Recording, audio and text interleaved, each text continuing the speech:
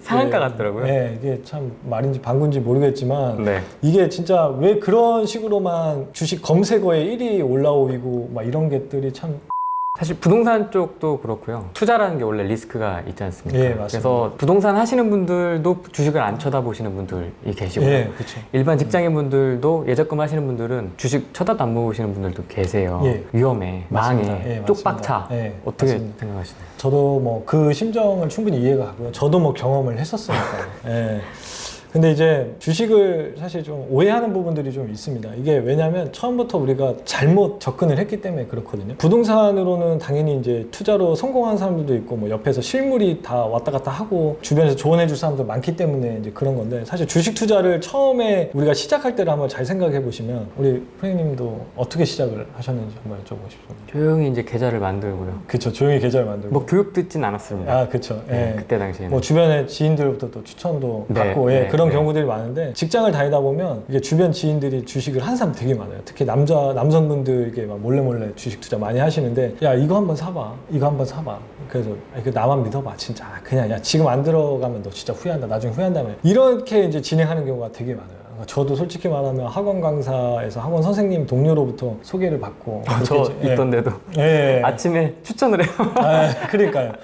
그러니까 이게 우리가 모르니까 남한테 의존을 하고 남한테 추천을 검증되지 않은 거를 내가 이걸 결국은 받아서 한단 말이죠. 그러니까 대부분 쪽박차는 이유가 내가 이런 회사를 필터를 하지 않고 검증을 하지 않고 확인을 하지 않고 그냥 막무가내로 이 사람을 믿고 투자를 하기 때문에 그래요. 근데 대부분 결과는 어떤가요? 결국은 이 사람하고, 그러니까 주가가 내려가면서 결국 이 사람하고 사이도 멀어져요. 그래서 제가 우스갯소리 얘기해요. 안 좋은 사이다. 그럼 일부러 주식 추천을 해라. 거리가 자연스럽게 멀어진다.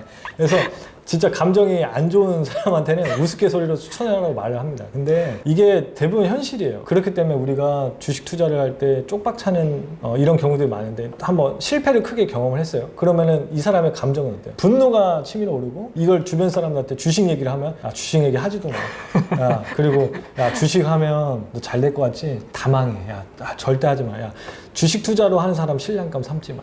뭐 이런 말까지 있어요. 네, 그래서 계속 안 좋은 사람들이 실패자가 나오니까 이게 결국에는 이렇게 뻗어가는 거예요. 심지어 연예인들마저도 나와서 실패 얘기를 자랑스럽게 얘기합니다. 나 얼마 몇억 몇십억 말아먹었어. 네, 이게 자랑스럽게 하다 보니까 자연스럽게 주식은 위험한 거야 라고 잘못 생각을 하고 있는 거라고 생각합니다. 그러면 그런 분들께 좀 조언을 해주시나요? 아직 좀 두려움에 시작을 예. 못 하시는 분들이 있을 거예요. 저는 이제 하고는 있지만. 예, 그러니까 부동산하고 똑같이 생각하시면 좋을 것 같아요. 부동산도 결국에는 이 지역과 이 섹터, 이 건물, 이 매물이 앞으로 좋아질 수 있을 거라는 거를 우리는 찾잖아요. 그래서 뭐 임장도 다니고 뭐 여러 가지 교육 강의도 듣고 하는데, 결국에는 그 매물을 분석할 수 있는 어느 정도 기본적인 베이스가 있잖아요. 하지만 기업이라고 하니까 거부감이 있는 거예요. 내가 어떻게 기업을 분석해? 하지만 절대 어려운 게 아니거든요. 앞으로 기업이 성장할 수 있을 것 같은, 이 물건을 써보니까 이거 잘 팔릴 것 같은데? 이렇게 쉽게 처음부터 접근을 하신다면은 충분히 이 주식 시장에서도 수익을 낼 수 있는 공간입니다. 그래서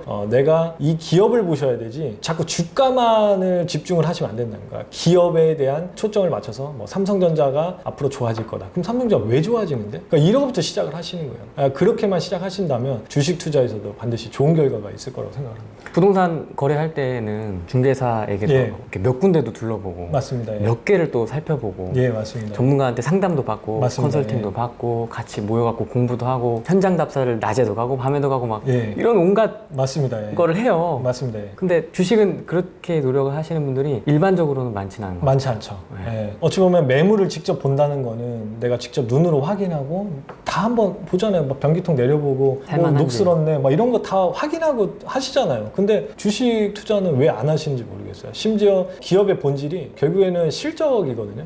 결국에는 이익을 내야 되는 게 맞는데, 그러면 이익을 검증을 해야 되는데 그 이익조차 검증을 안 합니다. 그냥 단순하게 모멘텀만 보는 거예요. 그냥 모멘텀, 뭐 일본 규제가 뭐 있다, 우리나라에 뭐 반도체 규제가 있다, 그러면은 그거 관련 수혜주들만 그냥 딱 그 반짝 올라갈 것만 생각을 하고 투자를 하는 거죠. 오늘 기억 남는 건 애국 테마. 그렇죠. 애국 테마. 네.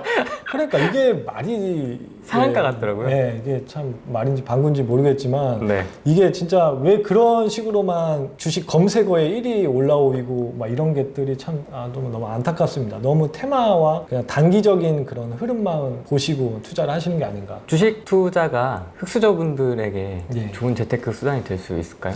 어떻게 보세요? 여러 가지 해보셨으니까. 네, 뭐 저도 똑같았습니다. 뭐 저희 뭐 집안 잘 사고 그런 것도 없었고요. 네, 저도 바닥에서 시작을 했다고 생각을 하거든요. 그러니까 그렇습니까? 네, 맞습니다. 네, 저도 뭐 내세울 거 없어요. 네, 하나도 없고 저도 그냥 하나하나씩 진짜 챙겨갔거든요. 근데 진짜 욕심을 좀 내려놓고 하나하나씩 이렇게 진행을 하다 보니까 뭔가 하나하나씩 매년 이루어지는 게 좀 보였어요.